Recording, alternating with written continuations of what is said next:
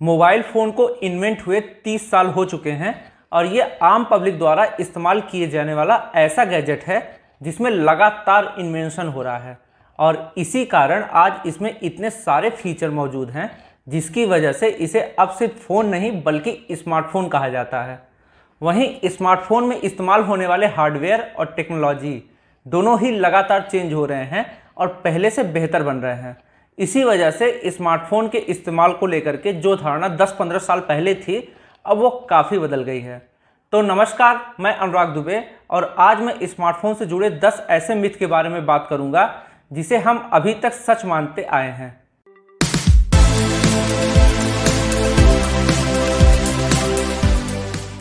हमने व्हाट्सएप या social media में ऐसे कई वीडियोस देखे हैं जिनमें स्मार्टफोन के गलत इस्तेमाल की वजह से उनमें आग लग गई या वो फट गए और इसी वजह से हमारे मन में कुछ ऐसी धारणाएं बन गई जो कि अभी तक चली आ रही हैं और जिसे हम सच मानते हैं। तो इनमें से सबसे पहली धारणा है स्मार्टफोन को चार्ज में लगाकर इस्तेमाल नहीं करना चाहिए।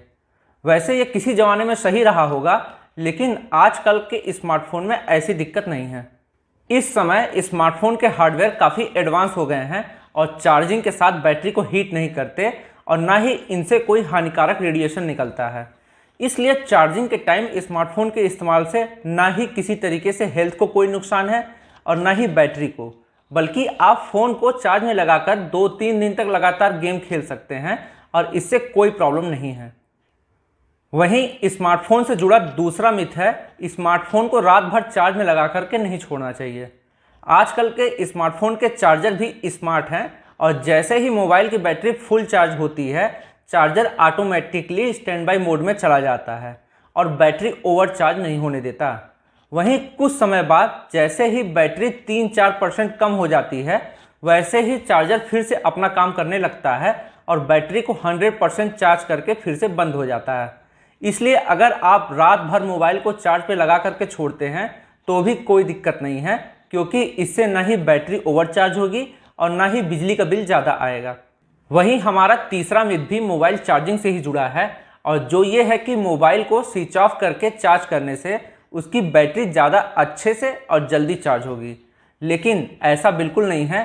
स्विच ऑफ होने पर भी बैटरी उतनी ही स्पीड से चार्ज होगी जितना स्मार्टफोन के ऑन रहने पर। उल्टा मोबाइल के स्विच ऑफ और ऑन होने पर मोबाइल कहीं ज़्यादा बैटरी का कंजप्शन करेगा। और वहीं स्मार्टफोन में बैटरी ऑप्टिमाइजेशन से जुड़े कई ऐसे सॉफ्टवेयर और प्रोग्राम होते हैं जो कि मोबाइल के ऑन रहने पर ही वर्क करते हैं और बैटरी को एफिशिएंट तरीके से चार्ज करने में मदद करते हैं। हाँ, वैसे अगर आपके लिए 2-3% बैटरी को ज़्यादा तेज़ चार्ज करना मायने रखता है तो मोबाइल को एयरप्लेन मोड में लगा सकते हैं। इससे आप अपने चार्जिंग की टाइमिंग 2-3 मिनट तक घटा सकते हैं। वैसे इससे कोई खास फर्क नहीं पड़ने वाला।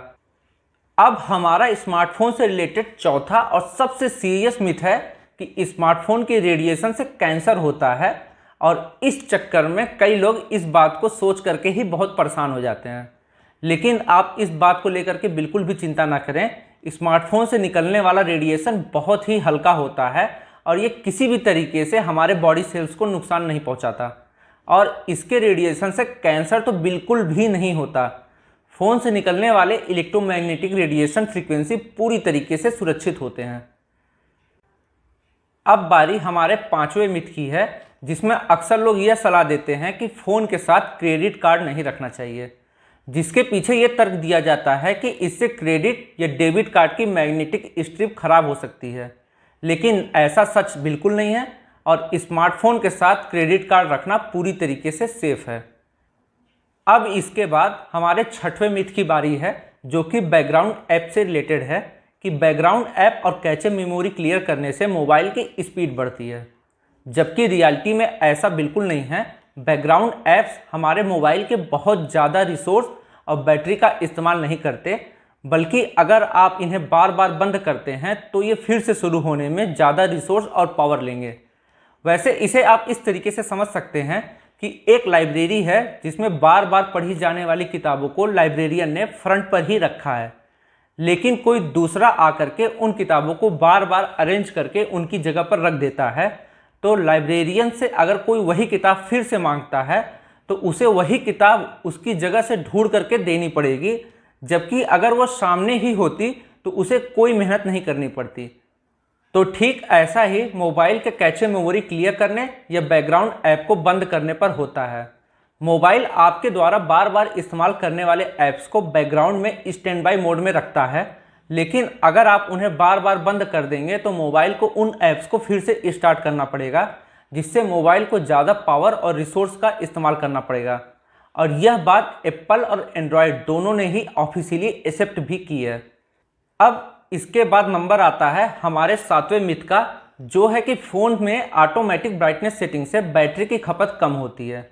वैसे इस बात का तुक भी बनता है, क्योंकि ऑटोमेटिक ब्राइटनेस मोड मोबाइल के डिस्प्ले को इन्वायरमेंट से मैच कराने के लिए उसकी लाइट को कम करता है, जिससे बैटरी बचती है। लेकिन ये बात का सिर्फ एक पहलू है और ये पूरी तरीके से 100% सच नहीं है। और इसके पीछे 2 रीज़न हैं। पहला कि हम अधिकांश समय अच्छी रोशनी में ही रहते हैं, जिससे ऑटोमेटिक ब्राइटनेस हमेशा डिस्प्ले की ब्राइटनेस को ज़्यादा ही रखता है, जिससे बैटरी ज़्यादा ही खर्च होगी। और दूसरा रीज़न, अगर हम अंधेरे कमरे या लो लाइट इन्वायरमेंट में रहते हैं तो स्मार्टफोन के लाइट का सेंसर का इस्तेमाल ज़्यादा होता है, जिससे कि स्मार्टफोन लगातार लाइट के डाटा को एनालिसिस करता है, जिससे प्रोसेसिंग पावर का इस्तेमाल भी ज़्यादा होता है। तो इससे ये बात तो क्लियर है कि ऑटोमेटिक ब्राइटनेस सेटिंग कोई खास बैटरी को नहीं बचाती। अब इसके बाद का हमारा अगला मिथ ऐसा है जिसके बेस पर स्मार्टफोन कंपनियां हमें बेवकूफ़ बनाते आ रही हैं, और वो है ज़्यादा मेगापिक्सल होने से फ़ोटो ज़्यादा क्लियर और अच्छी आती है। लेकिन ऐसा बिल्कुल नहीं है, वरना सोचिए DSLR या आईफोन, गूगल पिक्सल आदि के 12 मेगापिक्सल के कैमरे दूसरे कंपनी के 48 या 64 मेगापिक्सल के कैमरे से कहीं ज़्यादा अच्छी और क्लियर फ़ोटो कैसे लेती हैं। क्योंकि यहाँ सारा खेल मेगापिक्सल का नहीं बल्कि पिक्सल की क्वालिटी का है। अच्छे ब्रांड के कैमरे की क्वालिटी अच्छी होती है और उनके पिक्सल का साइज भी बड़ा होता है, जिससे कि कम मेगापिक्सल में ही इमेज पिक्सल से पूरे भरे हुए होते हैं और इमेज बहुत ही क्लियर दिखती है। तो इसलिए हमेशा मेगापिक्सल नहीं बल्कि कैमरे के हार्डवेयर और पिक्सल की क्वालिटी को देखना चाहिए। इसके बाद हमारा अगला मिथ ऐसा है जिसकी वजह से अक्सर क्रिमिनल्स पकड़े जाते हैं, और वो है स्मार्टफोन से सिम निकाल देने से उसे ट्रैक नहीं किया जा सकता। और यह तो बहुत बड़ा मिथ है, क्योंकि स्मार्टफोन में अगर थोड़ी भी बैटरी है और वह ऑन है तो उसे हमेशा ट्रैक किया जा सकता है।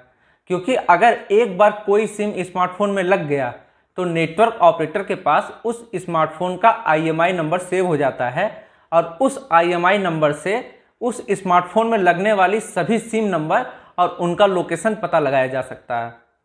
अब वही हमारा आखिरी मिथ ये है कि एक साथ कई मोबाइल मिलकर के पॉपकॉर्न को कुक कर सकते हैं या अंडे उबाल सकते हैं। वैसे इससे रिलेटेड कई वीडियोस आपको इंटरनेट पर भी मिल जाएंगे, जो कि पूरी तरीके से फेक हैं। मोबाइल फ़ोन बहुत ही लो पावर के होते हैं, जो कि मैक्सिमम 0.25 वाट से ज़्यादा के नहीं होते, और इतने कम पावर से स्मार्टफोन इतनी हाई रेडियो फ्रीक्वेंसी नहीं निकाल सकता जो किसी ऑब्जेक्ट को गर्म कर सके। हाँ, स्मार्टफोन खुद हीट जरूर होते हैं, जो कि गर्मी और उनके एक्सेसिव यूज़ की वजह से होता है, और वैसे भी स्मार्टफोन एक्सट्रीम गर्मी या सर्दी में काम करने के लिए नहीं बने होते हैं, इसलिए उन्हें गर्म होने से बचाना पड़ता है। लेकिन इसका मतलब ये नहीं कि ये इतने गर्म हो सकते हैं कि पेट्रोल पंप में इनसे आग लग जाए या इनके रेडियो फ्रीक्वेंसी से कोई इक्विपमेंट खराब हो जाए, क्योंकि आज तक ऐसी कोई भी घटना स्मार्टफोन की वजह से नहीं हुई है। और यहाँ तक कि ये भी प्रूफ नहीं हुआ है कि इनकी वजह से मधुमक्खियाँ मर रही हैं, क्योंकि नई रिसर्च के अनुसार स्मार्टफोन से किसी भी इंसेक्ट्स को नुकसान नहीं पहुँचता। और यहाँ तक कि बारिश में लोगों के स्मार्टफोन के इस्तेमाल की वजह से उन पर बिजली भी नहीं गिरती, क्योंकि cellphone, small metal atom, jewellery आदि लाइट को अट्रैक्ट नहीं करती, बल्कि बिजली आसपास के सबसे ऊंचे ऑब्जेक्ट पर गिरती है।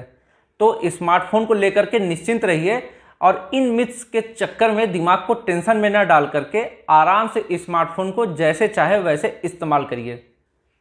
तो आपको ये वीडियो कैसा लगा मुझे कमेंट करके ज़रूर बताएं। वहीं इस वीडियो को लाइक एंड शेयर करने के साथ मुझ पर अपना प्यार और सपोर्ट बनाए रखने के लिए मेरे चैनल को सब्सक्राइब जरूर करें। धन्यवाद।